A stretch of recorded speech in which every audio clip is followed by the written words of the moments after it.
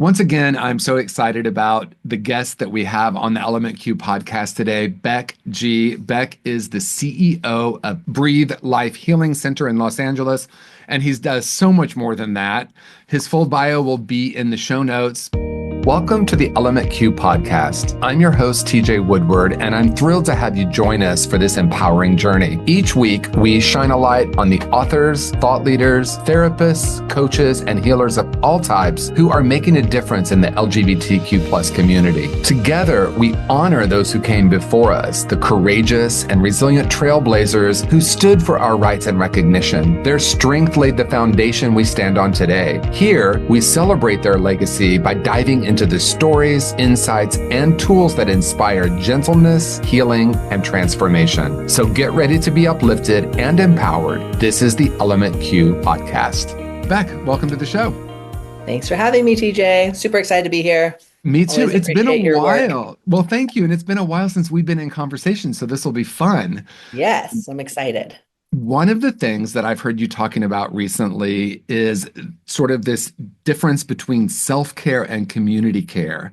And I'm fascinated by that. I'm wondering if you can just kind of explore with our viewers and listeners what that means to you. I think we live in a world today inundated with taking care of yourself, right? Self-care, go get a massage, go get, and with marketing and messages saying, I need to take care of myself. And, that's great. I love a massage. I love, to take care of myself and go to the gym and do what I need, do my practices, whether it's meditation, recovery practices, super important. But I think what's missing here and that we don't talk about is the importance of community care, especially within the LGBT community. I think that we have to make sure that we're talking about how do we take care of ourselves and our community, and how does the community take care of us? Because we live in I think it isolates us, really, this conversation around self-care, right? It's like, oh, you go take care of yourself. You go pick yourself up by your bootstraps. It's very individual. And what I know of healing in recovery communities, but also just of my own accord, is like, it's the people around me that help me heal. And in today's world, I come from, I'm of an age where I remember the HIV/AIDS crisis, right? I remember when I first started working when I first started working, we were still, individuals were still dying in hospice, right? Yeah. And we as a community really had to take care of each other because no one else would take care of us, right? And now I work in, mental health and substance use treatment, and I've been in recovery for a long time. But what we do see is that we don't take care of each other in that space. We don't help each other. We don't pick each other up. We actually step over someone who is ODing or is on the dance floor and needing help. And we go, oh, that person couldn't handle their drugs. And then we just walk over them, and we don't pick them up. And I think that that's a really important piece of how we're going to make it through and how we're going to survive and how we're going to and thrive. I know that was a long-winded answer, No, I but love it. And it just gave me so much to work with because I love everything you just said. And I was looking back and sort of thinking back to my early recovery and how I didn't really have the ability, or I didn't realize I had the ability at that moment to do my own healing. I needed community, right? So going to support groups and having people reflect back to me that I have the capabilities to actually care for myself came through community. And so it's both and, right? But I agree that sort of it's very American to just do it yourself, suck it up, be strong, be brave. It's very interesting. And within our community, you speaking to that, it's something that I've been reflecting on myself. I'm of the age where I was around as well during the AIDS crisis and sometimes these events that happen that are seemingly horrific and in so many ways are also have the ability to help us come together and realize that we do really need one another. And it's a very interesting thing, I think, in the individual journey and then in the collective journey. It's like, oh, things are fine, we're good, I'm just like moving along. And then we have something that happens, and then we actually do need one another. And Mhm. so my, of course, platform and the Element Q podcast is really dedicated to having a conversation about how we do the deeper healing within the community. So I think it's a perfect topic. And I'm just Sure. curious for you, like, what do you see as the call for healing right now? This could be for you, clients, the community at large. Yeah, I think really what resonates with me around that is about allyship Mm. within the community, right? I mean, I think we have like these letters in our community, right? And we work in silos at times. Yeah. Um, and that allyship is a verb, Mhm. that it is work. It is like love is a verb, right? And there's actions that go behind that. We can't just say, "Oh, I support the trans community. I support the bi community. I Yeah. support my gay friends." Words are great. They're a starting point, but like what is underneath that? And I think the healing that happens starts with action, and it starts with and also it starts with understanding that we are imperfect beings and that we're not going to do it perfectly. I And love that allyship really is about like, I might screw it up. I might not know how to talk about these things. I may not know how to bring them to the table, but I'm trying. yeah. And we can't dismiss like imperfect allyship as well. Well, I love that you're saying this, Beck. And the reason that I love it is I think sometimes people are afraid to talk about certain things. I know around race, but around like trans issues, like gay male friends that I know, they're like, I'm afraid I'm going to say the wrong thing. I'm like, well, have you talked to your trans friend and just said, I'm afraid to ask the wrong thing, but I also really want to support and know. And it's not really as much support as it is about like, let me actually educate myself. And I think it is interesting. There's a natural tendency to silo because, in some ways, we are unique within these different letters. And in other ways, this community that can come together and support one another is vital. So, how do we work with that? Because I actually facilitated a panel and I told the people, I said, what I really want to do is I really just want to say, okay, people in the audience, what have you always been afraid to ask people LGBTQ plus? Let's just create a safe space to ask the difficult questions and let's get uncomfortable together. But the Right. people who are leading it said, let's not start with that question. Maybe let's not start with that. But I do think that there is that piece, right? Because I think it's about, and when people come to us and ask us, like, how can I be a better ally? Because I think as a trans person walking in the world, I get that question a lot, right? And, some days I'm just tired and I don't want to answer those questions, but that's up to me to say like, hey, I don't have the energy right now, but maybe you could ask another day, right? I don't find it to be like in any way saying like, oh, let me teach you how to work with the trans community. I also understand where the intersections of my identity and as a teacher, as a trainer, as someone who does this work, I tend to open up and offer that space for people.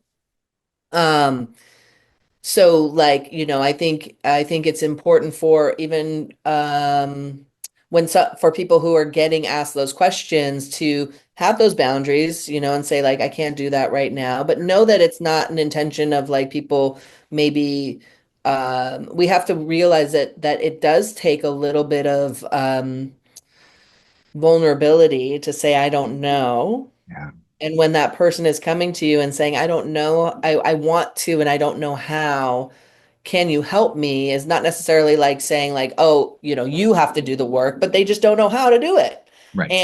And it's scary when you don't, I mean, you do these trainings and things like that, and when you're talking to like a group of peers who are working together, and having someone ask a question in front of their peers Right. is very vulnerable. That's right. And especially if I'm afraid that I'm going to ask the stupid question, right? And I've been in your Right. trainings, and I think what I love about what you bring to the behavioral health field is that you do get to bring a space where, at least at that time, you are wearing that hat of like, let's have this conversation. And Sure.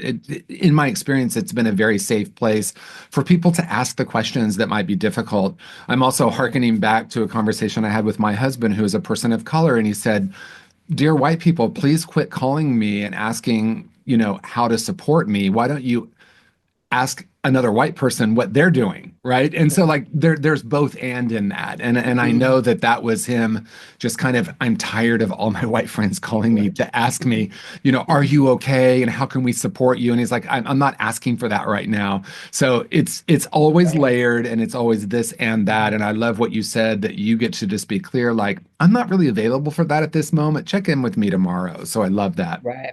Yeah, and go to those people, because I have a lot of people who are not trans who are doing this work, and that will show up, and and sometimes to a fault, but that's their own, that they can answer those questions, and also know your audience, right? Having a lot of awareness around the spaces that you're asking those questions. Yeah. Am I at dinner after work, just wanting to have my burger? Like, do I Right. want to talk about these hard things, or do I want to talk about the Real Housewives? Like, I mean, there also needs to be this vacillation that we don't always have to be. And I think this is also community care involved too. Like, I was like watching like Drag Race with like community, and like having joy and just having like fun. Like, we're also allowed to like have fun and joy in these very difficult times, and allowing ourselves and allowing our community to just like laugh a little, right? And because it can be so daunting, but like joy, as has been said, not by me but by many others that go before me, joy is a piece of the resistance, right? Joy is important in these spaces, and joy is healing, right? Like laughter, fun, going to see Gaga, whatever it is that brings you joy in a community setting can also be very, very healing. Absolutely. And I had a friend recently say to me, like, we shouldn't really be talking about happiness or joy right now because things are so horrible. And I said, I honor that that's your point of view. I know for me, that's the very time I want to be talking about and being in as much joy and Mhm. happiness, not pretending like something's not happening, but in the midst of that, we can have that joy. And if you look at any sort of community who has been marginalized in any way, there's that sense of joy that we can come together and support and celebrate one another. And I think the other conversation that's fascinating, because we're kind of talking about this interplay between community and individual, I also think it's just worth noting that, like, no one person speaks for an entire group of people, of No. hundreds of thousands or millions of people, right? Like, Yes. as a gay man, I'm going to speak for every gay man on the planet, right? No, that's not true. We all have our own Right. individual experience as well. And sometimes I think there are certain assumptions about these different alphabets that I would at very least want to question and be curious Sure. about. Sure. Yeah, I think that yeah, when people come to me about the trans experience, I say, there's a lot of there's a vast number of trans experience, because there's a vast number of trans people. Like, my experience is mine and mine only. Yes, there is a like a, there's a thread, right, of some of us that we've Yeah, experienced similar things, and we can speak to similar things because we're very aware, we're in community. But my experience is very different in the world today, as a gay white trans man, living in California, right, is just very different than someone else. And so I can only speak to my own experience. And so that also puts me into a place of like being an ally, right? right. I have to be an ally. I have to, show up for the other people in my community. that need, that are marginalized in other ways, right? We all have these, like, there's a great graphic around the wheels of power and privilege, and we all, kind of, that makes the intersections of our identity to an individual experience. So I can be an ally to the trans man who looks like me, who's sitting right next to me in some way, shape, or form, right? Yeah. And he could be to me. And so that's the community care, right? That's the community care that comes into play, that I can take care of myself, but if I'm only taking care of myself, that's all I'm taking care of, you know? Yeah. And there's so many other people. And I do believe that we have to put the oxygen mask on first. I do believe that there is an inherent importance that I cannot fill from an empty cup. Yeah. So I very much believe in that. And I still can get my cup filled by helping others. It's so true. And it's interesting because I think it's never this or, it's always this Right. and, right? And I agree about the oxygen mask, and I love the analogy. And I also want to take that deeper for myself and say, how am I actually, what am I connected with internally so that I can be connected externally as well? Sure. And so, of course, community and community support is important, but taking time doing my meditation practice, really anchoring in what I call spirit. Some people might not use that word, or the essential self or our calm self. And if that doesn't work, just calming our nervous system, because if we're constantly in that fight, flight, freeze mode, it's not only exhausting, but then if we're trying to like, oh, I should be useful to the community, that's where we Right. really get depleted. And I see that in Absolutely. the helping professions. And that's why one of my greatest passions is healing the healers. I'm going to get on a small soapbox for a moment, but I promise, Beck, it'll be very short. We also Please want to go. I want to be careful and always want to bring into the conversation about the stereotypes, right? Because you said, like, well, I live in California. Well, I mean, all of that also still exists in California. Oh, sure. And I think about, like, when I think of Texas, people have all these stereotypes, but Dallas, Austin, and Houston all have massive LGBTQ communities. They're all quite liberal as cities, but the stereotype of Texas is what it is, right? And like, to remember that people aren't their government. Like, I don't want to go to France right now and be considered that I'm part of the government, right? Right. So I always want to bring that in, because I think sometimes, and it seems to happen a lot in California, that we're like, oh, well, we're so evolved. And I'm like, I went to Houston, Yeah. for example, to do a training, and the clinicians were so much more diverse there. And so I was a little snarky. I took a photo. And Yeah. like, I love being in Texas because of the enthusiasm and diversity. And I was just waiting to see, right? Because I always like to question stereotypes. Some of Sure. the most amazing people are all over this country. So I'm finished with the soapbox.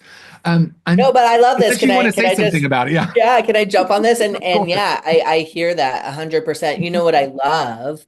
I love about small town Yeah, queer communities is that they are so connected, that's so true. because they have to be So for true. their survival, Yeah. whether it's small town Texas, whether it's a place. I mean, I've had the funnest times in Unfortunately. like small town, like Nebraska, in these Yeah. like small little, like, gay bars that are like, or gay meetings or whatever, that like, Yeah. because the community is so small and they have to survive, that they're connected. So in these bigger cities, like where I live, right, we're so spread out. And that is true. So we're focused on having to take care of ourselves, where the community isn't as gelled One of the as things, yeah, it is in a smaller community. it's true. And one of the things that there's less siloing, because it's like, okay, I'm like I live in this tiny town, and there's one gay man and one lesbian, two bisexuals, and three trans people. We all got to come Right. together, right? And Right. I saw that, during the AIDS crisis, where a lot of the women were really helping, because it was mostly gay men dying, right? And so, like, there are things that happen, or there are circumstances that create this greater ability, because it's required to kind of not silo as much. And it's easy living in LA to just have all gay male friends. Although I have to tell you, I realized most of my friends are not gay men. And I felt good about that, actually, because I was like thinking about who to invite on the podcast. And I was like, oh, Okay, I feel good about that. I have a quite a diverse group of friends, but anyway, I don't know. I appreciate that you rode that little soapbox with me because I do think Oh it's yeah. important to question these things. I think about it a lot. I think about, that it's almost like a taking for granted of a bigger community Yeah. because it's like there, but it's like, but then what I find with my clients, even inherent, like sometimes myself, is like, it still feels really lonely in a bigger Mm, community because it's like, oh, it's always there. yeah. But is it? Right? Whereas in a smaller community, because I mean, I got sober in small town, like recovery. I got, in the middle of Montana, Oh, and we had like, really? yeah, and we had this tiny little, like, it was a little college town, but like when there was a drag show, like everyone would come out, right? Or when, there was like the LGBT, like, meeting every week that like everyone would like be there and Right. there's always drama. Like that's just human nature, right? Shocking, shocking. But it's like we can have the drama, but no one is going to hurt us. You're not going to bring your drama into here. And I've seen that. We protect ourselves, right? Where it's like, yeah, we can be in a fight, but if, someone tries to come in and fight my worst enemy in my community, they're going down. You know what I mean? And that is community care for me, right? That is like, you're not going to take care of me, and this happened in the AIDS crisis. You're not going to take care of us. Well, we're going to take care of our own. And that, like, I get very fired up. I feel like it in me right now. But like, and I feel like that's what we need to do now, right? That is where we're at. Is like we either all need to like and I'm not like, well, I'll have to get along, get together. No, we all have to like at least get on the same page because they're gonna people that love to like pick off, and it's like we're gonna take the trans community. I'll say it here. We're going to take the trans community, which is the most marginalized, the smallest part of the LGBT Yeah. community, Yeah. right? And we're going to pull them apart and we're going to say they're the problem. They're infiltrating, they're whatever. We're going to start taking away their rights, okay? And we can say, "Oh, that's 1% of the population," right? It's not that big. Well, I'm going to tell you, and we know this to be true. We know this historically is that's the open door to start taking away the rights of other things, autonomy, body autonomy, marriage equality, things like that. It's a domino effect. And so if a community is not seeing that as an issue or something that we need to protect as well, and those people are the ones we need to protect and hold and take care of, then we're gonna go down with it. Well, You and know, that the brings me to, I think that the deeper topic, which is how do we come together and do healing? Because I do understand the fight, and I think the fight has a place, and Sure. historically we've, had to fight. And I Mhm. also know that there's healing that can be done as well. And so I'm asking this question sort of in a multi-part way. One is the work that we do in behavioral health, the work you do, what are kind of the unique needs? Because there isn't one LGBTQ need, right? There are Sure. different needs with different individuals, but also like what does that deeper healing look like when we have the instinct to fight? And not to say that the fight is right or wrong or good or bad, but to look at like, in addition to all of that we're doing, how do we Mhm. come back to this idea of truly supporting one another in the healing within community and, of course, with ourselves? Yeah. I think it starts with listening, Yeah. right? And it's not just like and like not just listening to other people, but like listening to our internal sense of being. Yeah. And like, you know, who do, I think we get inundated with messages, like so many messages Yeah. today, Yeah. uh, that confuse us, right? So like I think like and like I've been trying this practice, which was basically someone in the community said, you need to do this because Mm. I see you, right? Like falling like off the tracks, right? Like I see you're a healer and that is like community healing, right? Calling it out, right? Which takes a lot, but someone who just said, this is not sustainable. And so really, and they offered to like sit with me and meditate with me, you know, and just sit. And it was 5 minutes. And it just, I mean, I remember just like, I mean, weeping, right? Just this like, this immense, like thing that I've been holding on to, right? That like, and so like, we don't have to say like, oh, you should go meditate. You should go do this. You should go do this. We can say, let me go with you. Let's do this together. And I think that's where deeper healing happens. And it doesn't have to be like, community is two people, right? Like helping one another. It's like how, and so, for me and doing check-ins with this person and kind of saying like, how did the week go with Mm. this meditation practice? What, and now I want to seek out more, right? I want to like go, okay, what more can I do? Because I felt really centered for the first time in a while, right? And so, but it took someone to be like noticing, right? So it's like listening with our eyes and our ears and our souls, right? Of how can I help someone else, but also internally. And how can I, and it took me like them recognizing it and then me going, I need help Yeah. too. Wow. And taking in the help. And it's this is so important because I love that you shared that the emotion came up as you slowed down. And I Mhm. think obviously that's that reactive system that we all have when we feel threatened in some way. And that's very Sure. deep in our DNA from when we lived in caves, right? So like it's part of our makeup and we have a conscious choice to work with it. And what I've noticed, just like you said, when I slow down enough, usually about 100% of the time, underneath that defense or that anger or that tightness is some deep emotion that maybe I'm afraid to feel or maybe just feels too deep. And of Right. course, we Or that know it won't stop, it won't or that stop. like it won't stop. But we know just as emotional beings that it does stop. Like we can emote and it does, we can go through those waves. Well, and what's interesting, and I think the piece I want to lean into, and I love that we're getting here in this conversation, is it's actually in the not feeling it that makes it not stop, right? Hmm. When I'm willing to slow down and actually feel it, like a 2-year-old feels, and if we let them feel, it moves through them.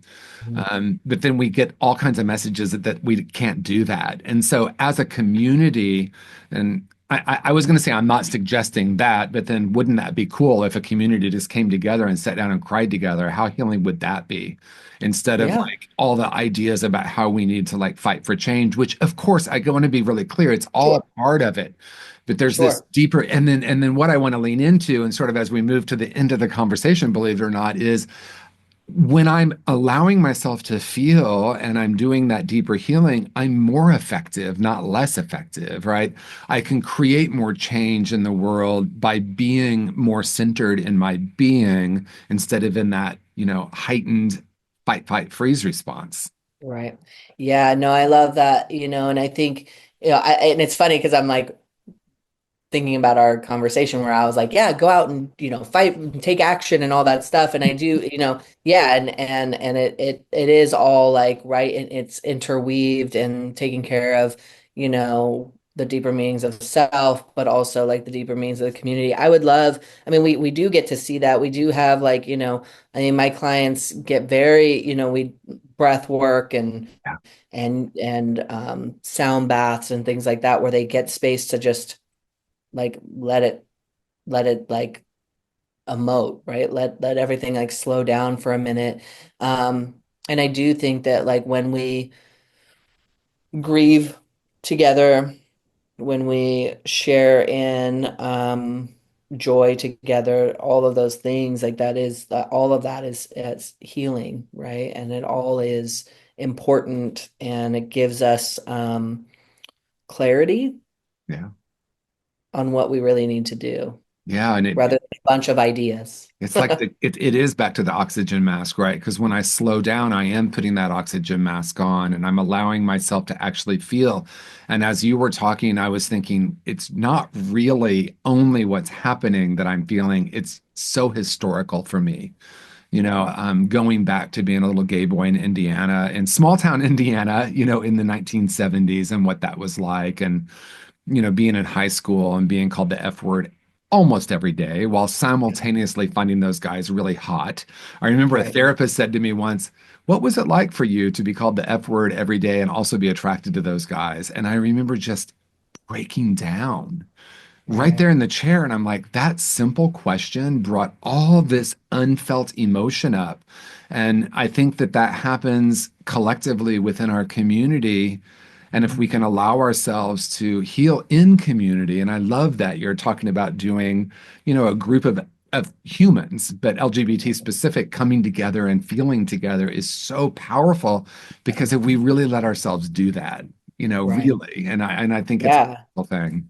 Well, because we've always been taught, right? Like you just said, like, you know, the masks that we wear to walk through the world every day, the armor we put on, right? And to let that armor go, and to let that armor go in a community that maybe isn't, who also has trauma, who also is Right. like, Yeah. like everyone, is that vulnerability is very scary. I mean, even thinking about it, it's very scary. But I think, uh, you know, even just having this conversation, having more conversations about it, having more intentionality around how do we heal together rather than separate, So because beautiful. then it becomes like, well, I'm, healed and you're not, and, or whatever it is, and our brains think, right?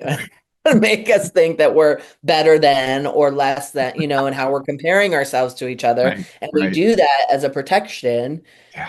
as a defense of character, because we were taught that we had to do that. Is Yeah. that what if we just like laid down that armor and were able to just be together in this moment, So amazing. And I'm feeling this very deeply, Beck, because I, of course, thought there was a finish line to healing. And I thought it would have been many years ago, by the way, many, Yeah. many years ago. Yeah. And so, like, to know that that's not true and that we're all in this together is such a powerful awareness. And really not just as an idea or a mental construct, but to really understand. And I don't mean just LGBTQ, but specifically in this conversation, but really all of us are in this together on a collective healing. And there's something really powerful about that. So, Right. as we come to a close, I'm going to ask you in a moment if you have any closing thoughts, but I just want to also say thank you for the work you do. I know within our field, you were earlier on kind of like, oh, you have a question about trans, call back, right? And I know that that must have been an interesting place for you to be. And Yeah. so, thank you for the times that you maybe didn't want to, but did anyway. And I mean, that's such a gift to our industry of people who need to have information to really support our clients in a better way than just like, oh, they're just people like everyone. Yeah, that's true. And true, Yes. that's true. And right. So thank you for that. And of course, my gosh, Breathe Life Healing Centers. I've sent so many clients there and they've had powerful and transformational experiences. So Thank you. thank Thank you you. so much. And Thank anything you you. want to say in closing? No, I think just, I think it's really, find someone or a group of people to ask for help and to help, right? And it becomes reciprocal. And I do think, like, I do, it's like I feel like I'm on Miss Congeniality. I do want world peace, like I Yes. do. Like I want that. Like I don't think that that's a negative thing. I want us to like heal as a community. I want us to, heal as individuals who struggle with mental health issues and substance use issues. And I heard the other day at in San Francisco, I was at the Hunky Jesus in Dolores Oh Park. yeah, I attended that And so many years. Yeah. yes, and Sister Roma, who's a sister Yes. of perpetual indulgence, Love said, Roma. Yeah. there's only one T that needs to be erased from our community. And I was like, yeah. And if you know, you know. So I'm just so, the work that you do, the work that I do, the soul searching, the continued work with these individuals who, are not broken.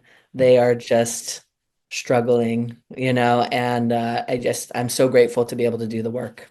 So thank Amazing. you for having me today. Thank you, Beck. I appreciate it. And I really feel that this conversation is so useful because as we come together for these conversations, we are in the midst of the healing. So Yeah. thank you and peace and Great. blessings, everyone. If you loved this episode, like I know you did, like, subscribe, and share with someone who you think it will help.